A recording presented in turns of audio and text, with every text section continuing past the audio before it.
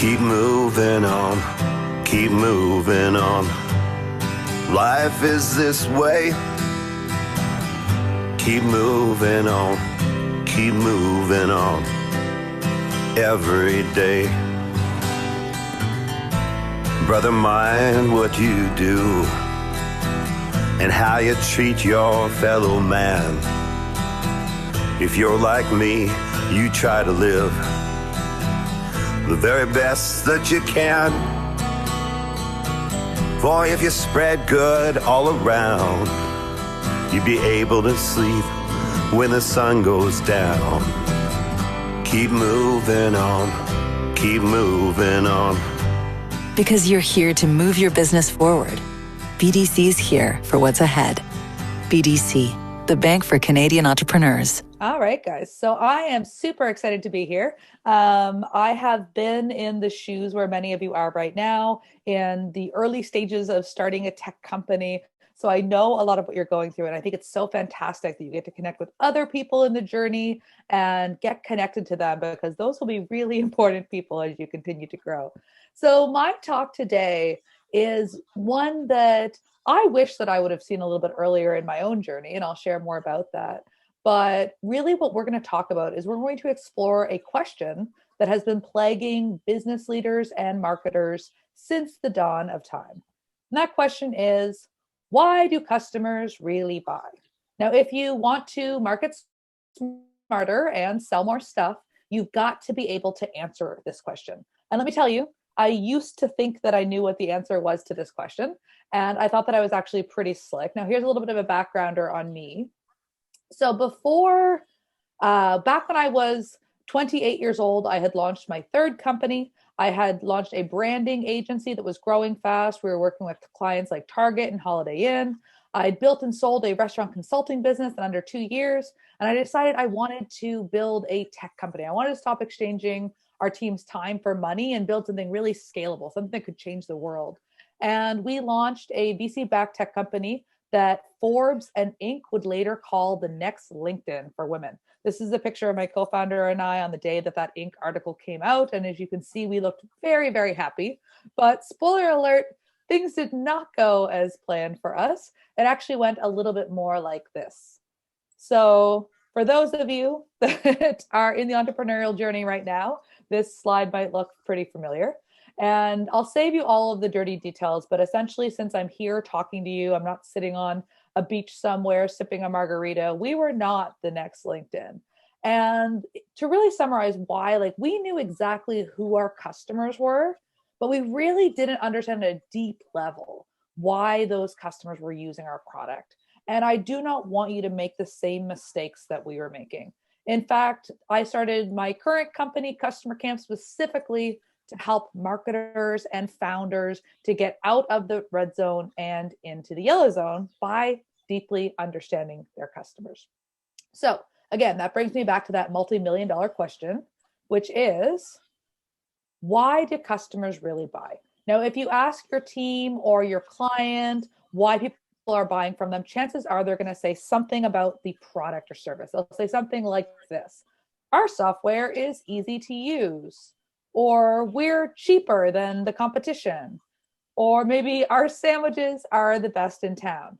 Now, while you know that all of that may be true, you probably already know that these are not the answers that you need.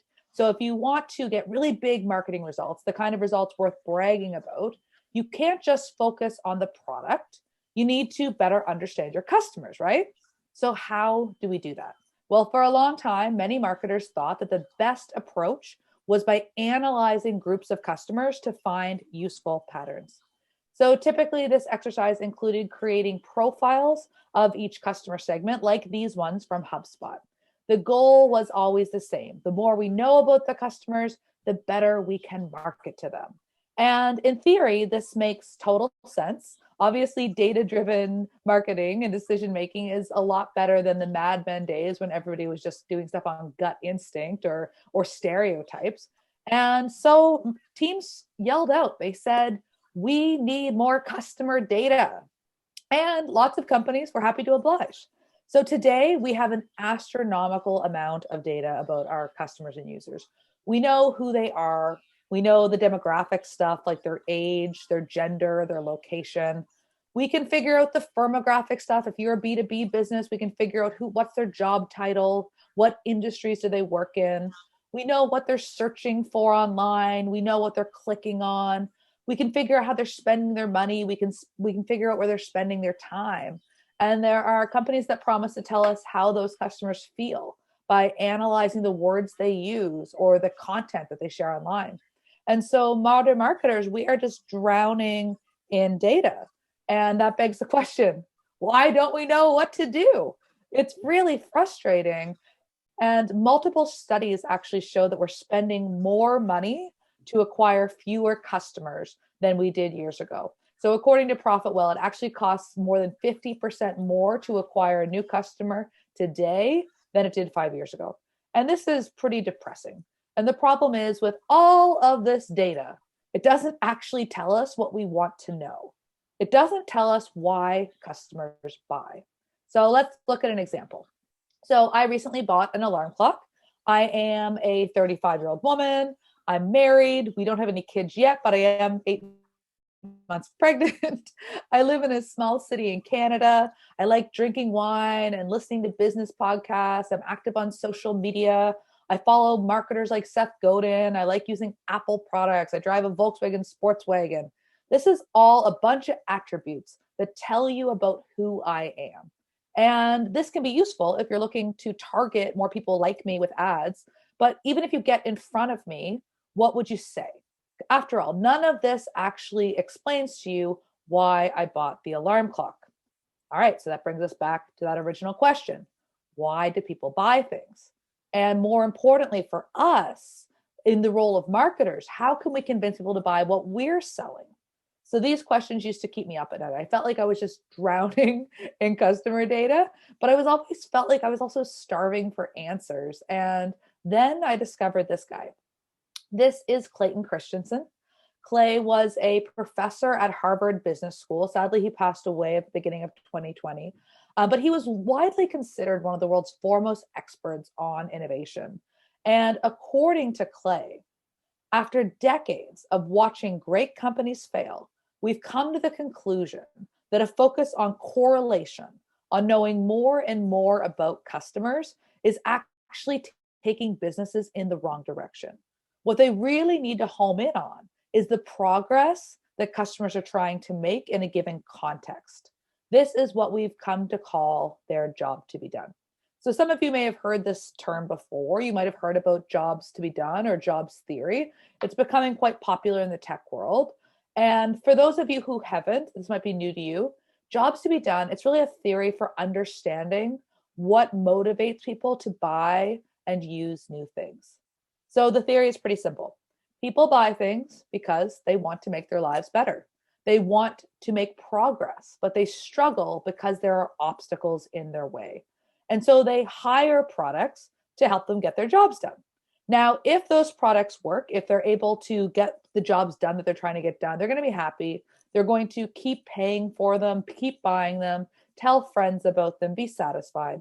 But if those things don't work, or if they stop working because the customer circumstances change, then they're going to fire that product and look for something new to hire. Now, this was an aha moment for me. It just made so much sense. Now, it's important to mention that understanding your customers and the jobs that they're trying to get done, it's not about looking at what your product does.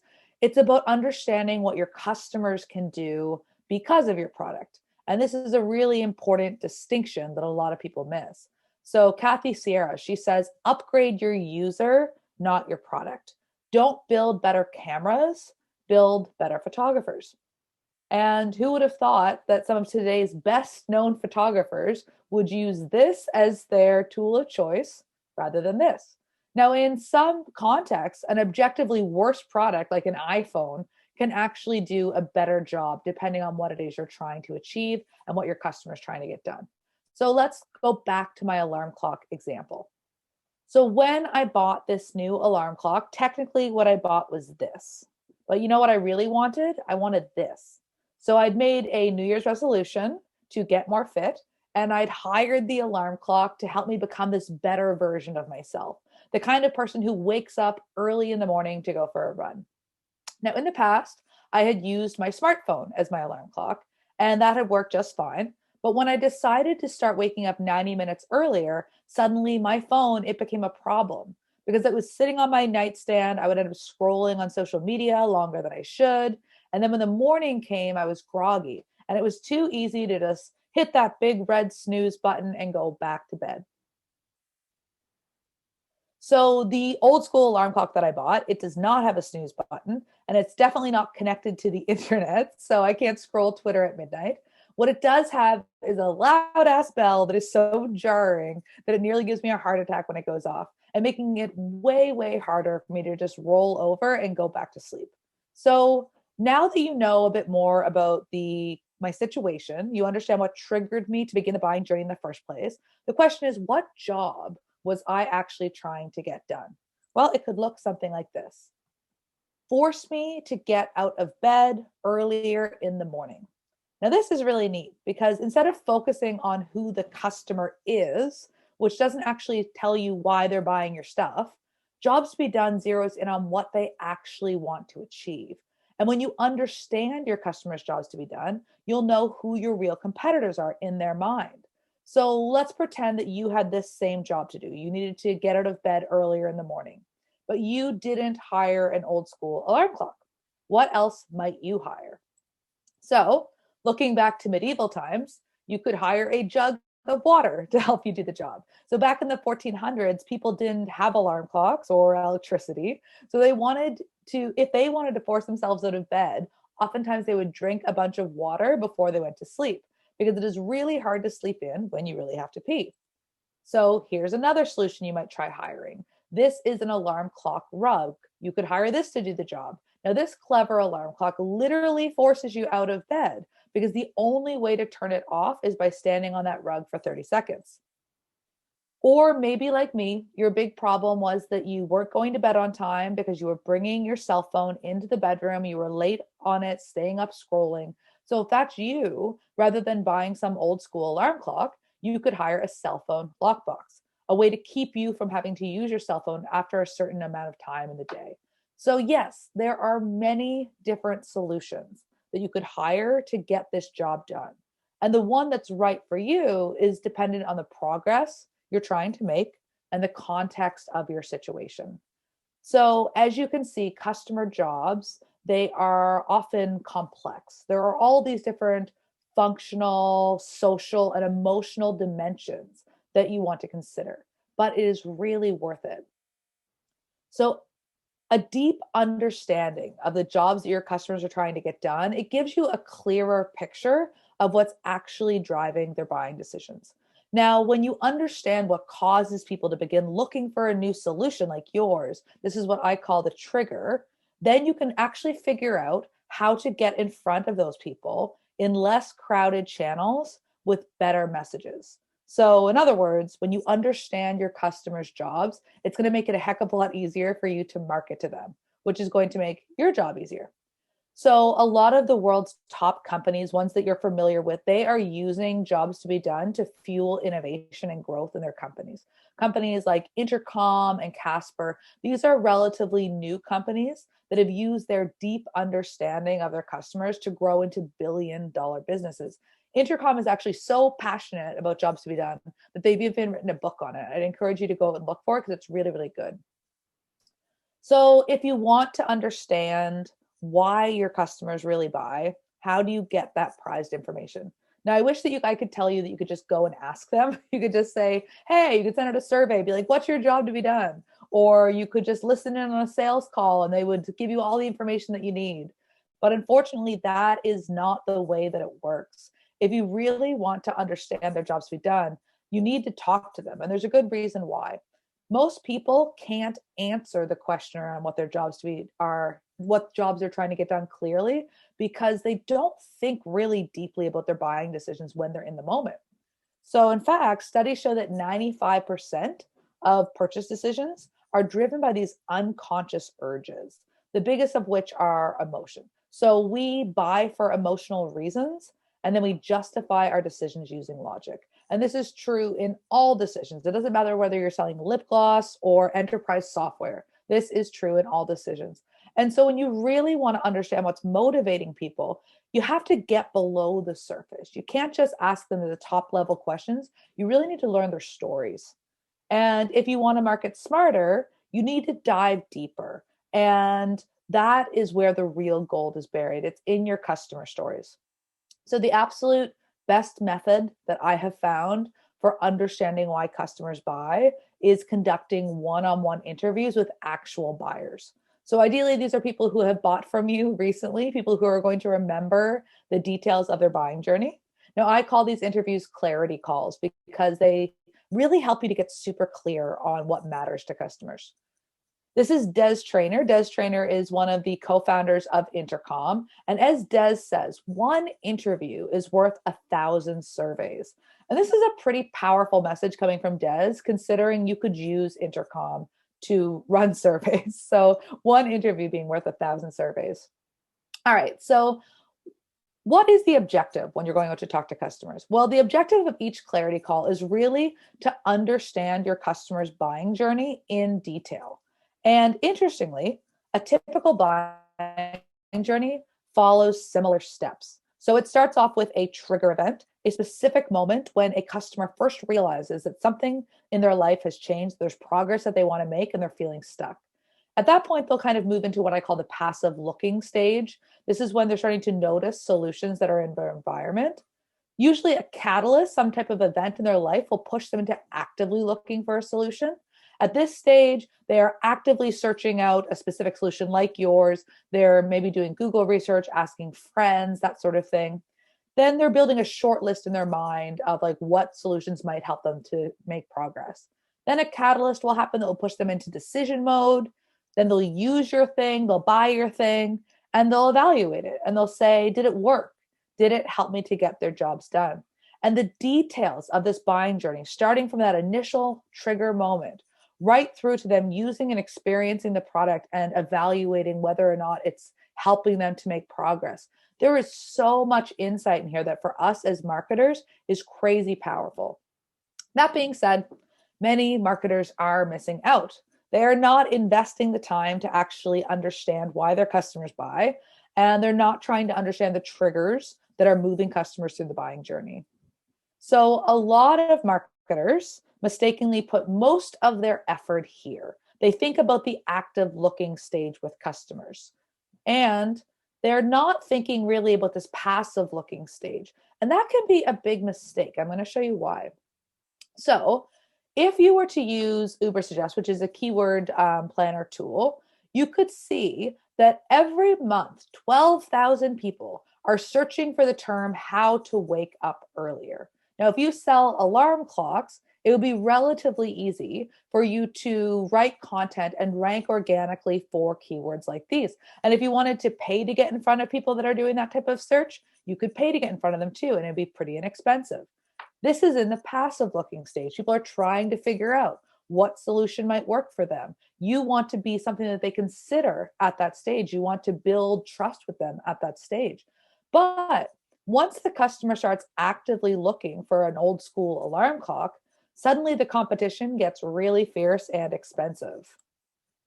So the keywords twin bell alarm clock, which is what that old school alarm clock is called, they're only actually searched for 590 times a month, way, way less for how to wake up earlier. But from an SEO perspective, these are way more competitive. So the paid difficulty on these keywords is 100, which is the highest you can go, compared to only 5 for how to wake up earlier. And that means that if you're targeting buyers that are already looking for a solution like yours, it's 19 times more competitive to get in front of them at the active looking stage. But again, interestingly, look at what else this graphic tells us. It tells us that more people are looking for an old school alarm clock in January than in any other month.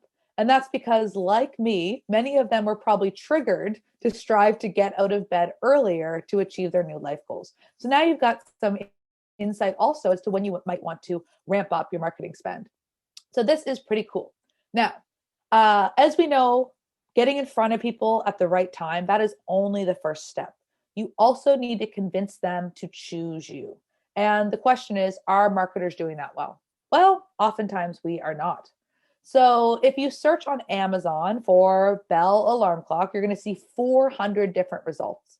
Yet when you go through to these product pages and you actually read what people are saying about their products, a lot of them are just not very good.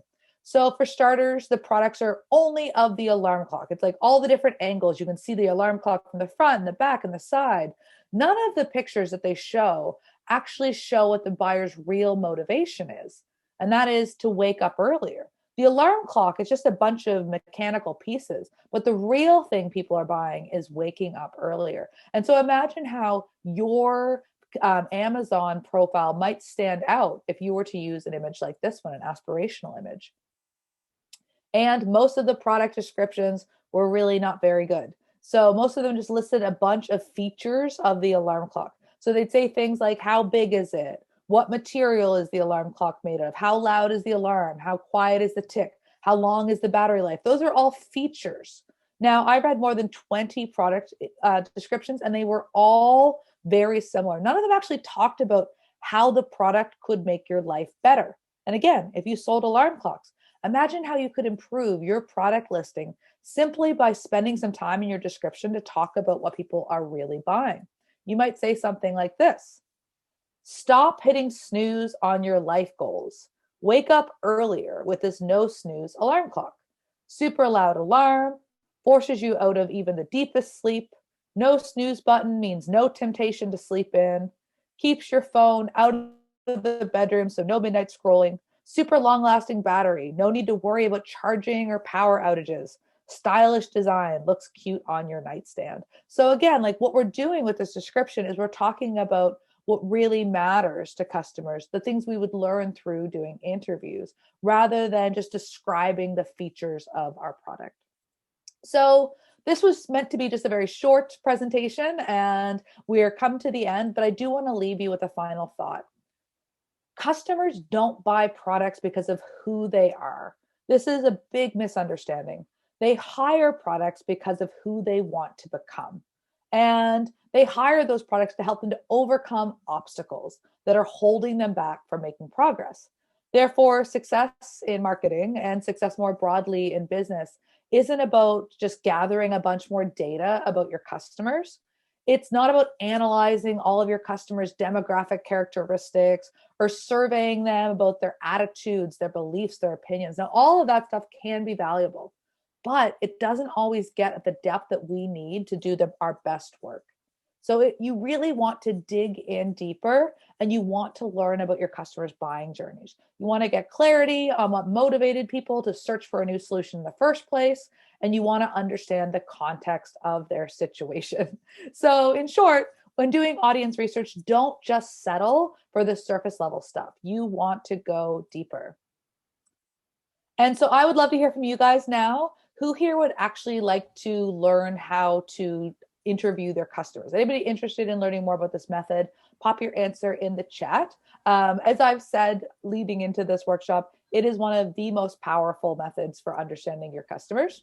So this is somebody who came to a workshop I did on how to understand your customers. This is Jessie. And Jessie says, one small change in messaging and my cold outreach conversion rate increased from 3% to 28%. You spend months trying to find an answer that ends up costing you 20 minutes for a one-on-one interview.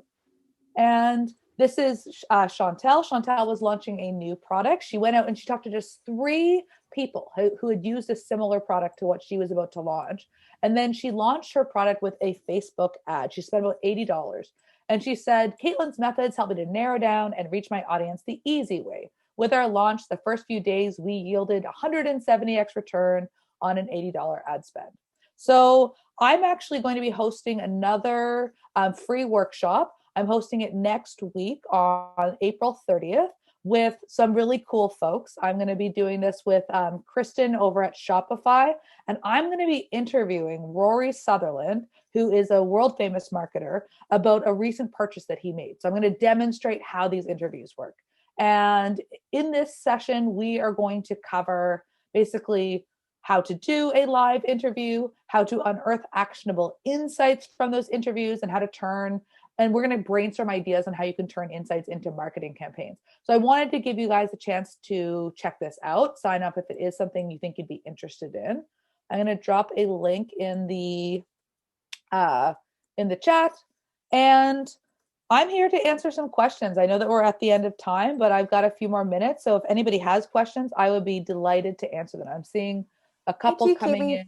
Yeah, I actually have one here for you because one of the big aspects of their project today is that we're limited in time and customer validation will be a judging criteria. I love it. So I don't know if you could add any tips on how to do it in a short period. They don't have to reach out to a big pool of person, but anything quick to help them in the process in interviewing and building this survey or reaching out to customers. Absolutely. So I'm going to go back to a slide that I covered. And I'm just going to, this is my best tip. So where is it?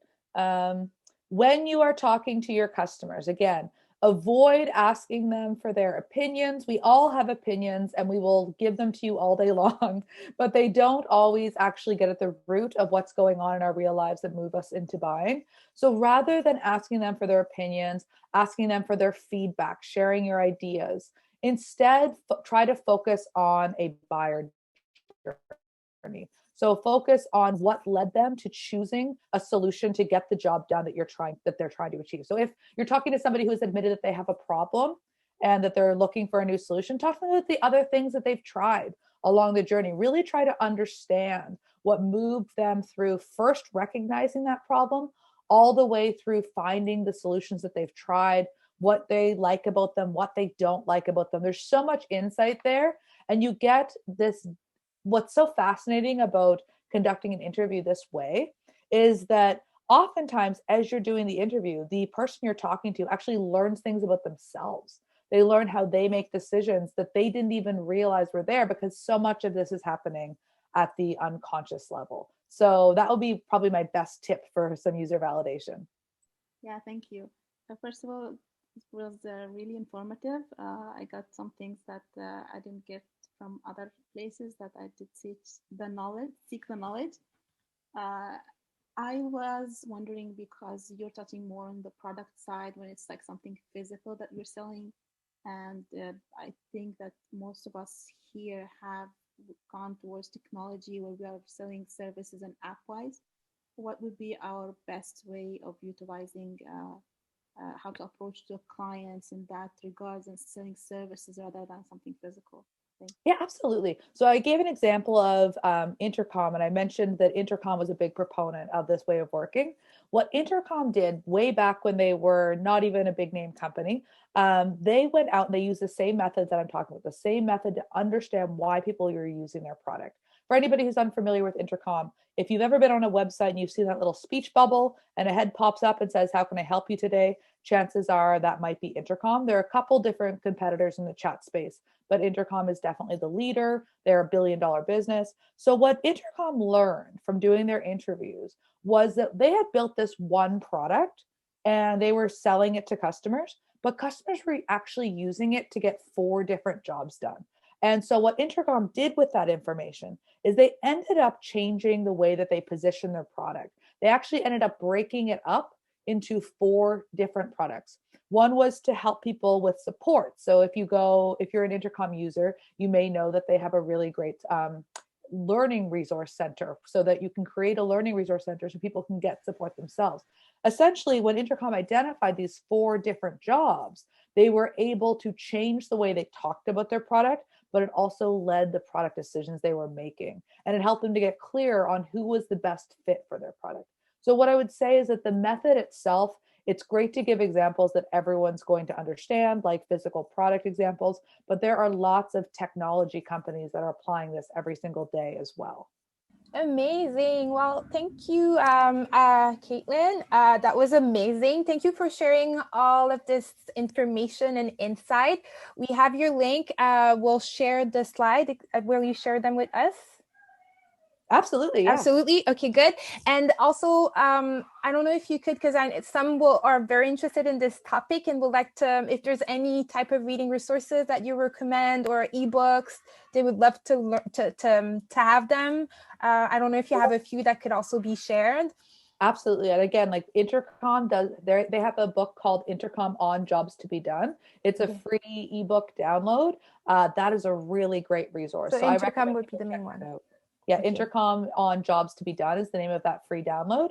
And I can, if you'd like, I can kind of like put together my top 3 like resources for using customer jobs to make product decisions. So I talk a lot about it from a marketing perspective, but there's a lot of great people out there talking about it from a product design perspective. That's amazing. Yay. So everyone give it up to Caitlin in the chat. Say thank you. Thank you. Have a wonderful weekend. Thank you for coming. Thank you for sharing all this great insight. Thank you so much, Caitlin, and congratulations with the baby. Yes. Thank you. Yeah, anytime now. Have a great day, everyone. Bye-bye. Bye.